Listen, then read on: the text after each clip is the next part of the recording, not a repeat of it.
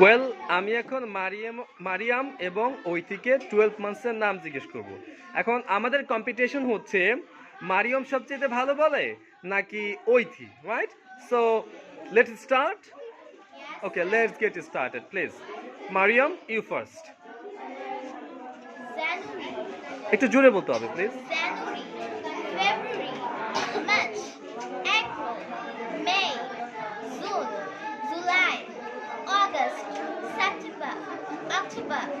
November, December.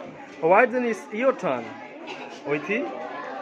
January, February, March, April, May, June, July, August, September, October, November, December.